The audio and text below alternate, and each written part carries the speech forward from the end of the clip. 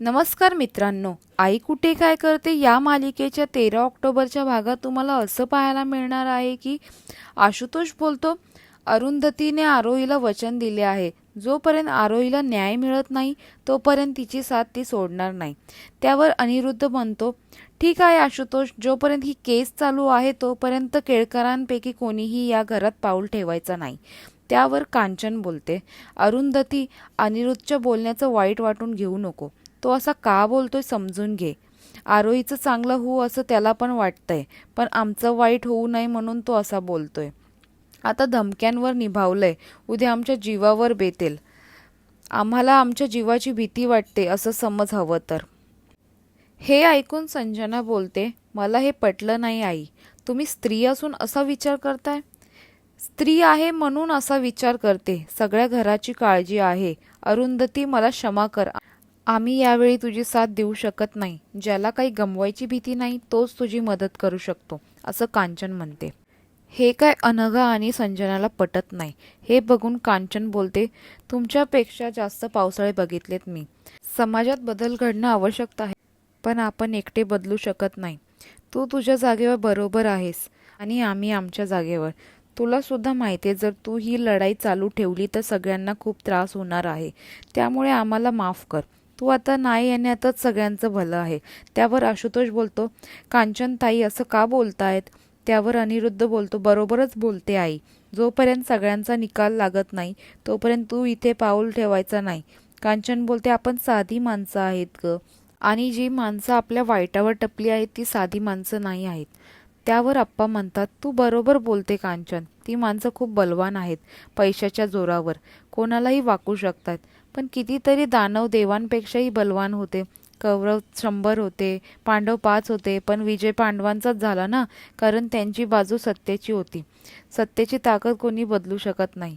सत्य हीच जगातली मोठी ताकद आहे. अरुंधती धाडसी आहे, पण मूर्ख नाही. डोक्यात राग घालून वेड्यासारखं ती त्या मुलांच्या पाठलाग करत नाही. कायद्याच्या चौकटीच्या बाहेर ती काहीच करत नाही.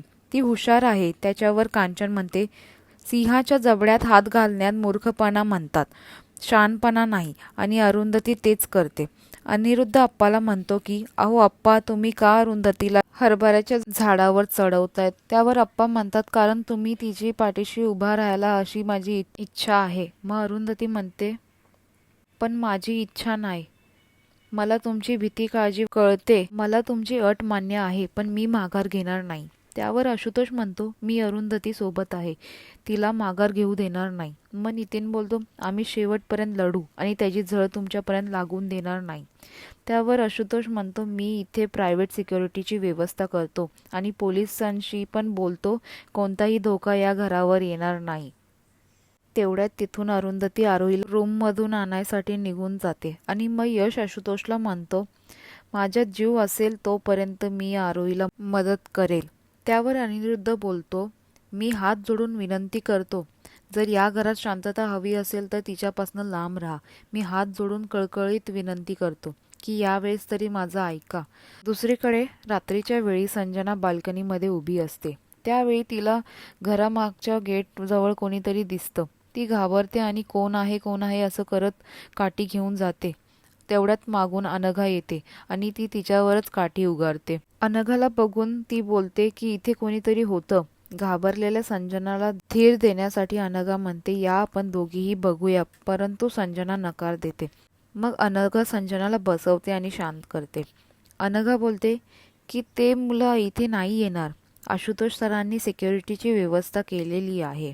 त्यावर संजना बोलते की मी त्या मुलांना घाबरत नाही, पण माझ्याबरोबर विचित्र घडतंय.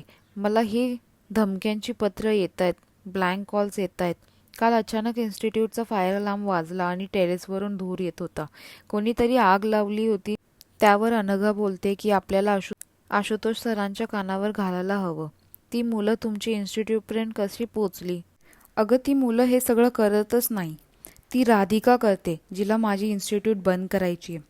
या सगळ्यात मला एकच माणूस मदत करू शकतो, तो की अनिरुद्ध. मी बोलते त्याच्याशी. दुसऱ्या दिवशी अभि यशजवळ येतो आणि बोलतो की मला तुझ्याशी बोलायचं आहे. मला ना बाबांचा निर्णय पटतोय. त्यांना आपली काळजी आहे. त्यावर यश बोलतो, जी काळजी करायला हवी आपण तिला वाऱ्यावर सोडतोय. आई आणि आशुतोष आहे ना, असं अभि बोलतो. आई आणि आशुतोष सरांवर सोडलं म्हणजे सगळं झालं का? आपली काहीच जबाबदारी नाही? त्यावर अभि बोलतो, आहे ना, माझ्यावर ही जबाबदारी आहे. कुटुंबाची, माझ्या मुलीची, माझ्या जॉबची जबाबदारी आहे. म्हणून मला यात पडायचं नाही. मला बाबांचं बोलणं पटतंय. हे बघ यश, आपण सगळेही बाहेर असतो. अनघा, संजना, आजी घरात असतात. त्यात जानकी लहान आहे. अशा परिस्थितीत मला कुठलीही रिस्क घ्यायची नाही आहे. बोलून तो तिकडून निघून जातो. दुसरीकडे आशुतोष किचनमध्ये काम करत असतो. त्याला आरोही मदत करण्यासाठी येते. तेवढ्यात ईशा आई मला कॉफी असं म्हणत किचनमध्ये येते. त्यावर आशुतोष म्हणतो, मी तुला कॉफी देतो, बस इथे. तिच्या मागोमाग अनिशही येतो आणि आशुतोष आणि आरोहीला बघून म्हणतो की हे काय, तुम्ही दोघेच काम करतात? मॅम कुठे आहेत? मलाही घ्या ना तुमच्या टीममध्ये. यावर आशुतोष म्हणतो की ती कामासाठी बाहेर गेली आहे. तेवढ्यात आरोही बोलते, अनिश तुला स्ट्रॉंग कॉफी आवडते ना रे? अनिश म्हणतो, तुला कसं कळलं? आरोही म्हणते, मला मॅमने सांगितलं होतं. आणि मग ती त्याला कॉफी बनवून देते. अनिश तिच्या कॉफीची तारीफ करतो. हे बघून ईशाला जेलसी होते. अनिश पुन्हा विचारतो, मॅम कुठे आहे? पण आशुतोष टाळण्याचा प्रयत्न करतो. दुसरीकडे अरुंधती आणि यश बाहेर आलेले असतात. अरुंधती एका घराच्या गेट बाहेर उभी राहते आणि ते घर आरोपीच्या मित्राचे असते. अरुंधती मनातली मनात बोलते, सगळं काही छान चालू असताना आणि काहीही गरज नसताना तुमचा मुलगा आरोहीच्या आयुष्यात आणि माझ्या दारात एक असा वादळ घेऊन आला ज्यामुळे सगळ्याचीच उलटापालट झाली. तुमचा मुलगा आम्हाला भीती दाखवण्यासाठी आमच्या घरापर्यंत पोचला, पण आता माझी पाळी. मित्रांनो, पुढील भागात तुम्हाला असं पाहायला मिळणार आहे की अरुंधती आरोपीच्या मित्राच्या घरी घुसून त्याला मारते आणि सांगते माझ्या मुलीपासून लांब राहायचं. तेवढ्यात त्या मित्राचे वडील तिथे येतात. आता अरुंधती त्यांच्याशी काय बोलेल ह्याबद्दल तुम्हाला काय वाटतं? मित्रांनो, कमेंट सेक्शनमध्ये नक्की कळवा. अशाच चॅनलच्या लेटेस्ट अपडेटसाठी चॅनलला सबस्क्राईब करा. जर तुम्हाला व्हिडिओ आवडला असेल तर लाईक, शेअर, कमेंट नक्की करा.